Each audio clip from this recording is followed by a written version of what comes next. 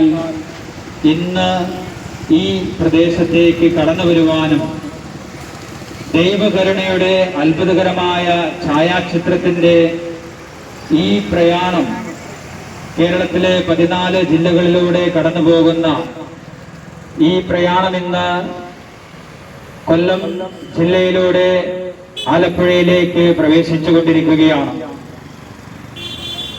March 27-ാം തീയതി കോട്ടയത്ത് ഈ ലോകത്തിൽ ആദ്യമായിട്ട് പരിശുദ്ധ കന്യകാമറിയം പ്രത്യക്ഷപ്പെട്ട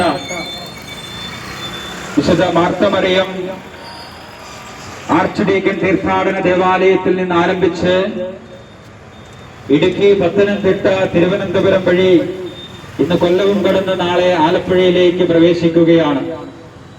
പ്രിയമുള്ളവരെ, ദൈവകരുണയുടെ തിരുനാളിനോടനുബന്ധിച്ചാണ് ഈ സന്ദേശയാത്ര പരിശുദ്ധാത്മാവിനാൽ ക്രമീകരിക്കപ്പെട്ടിരിക്കുന്നത്.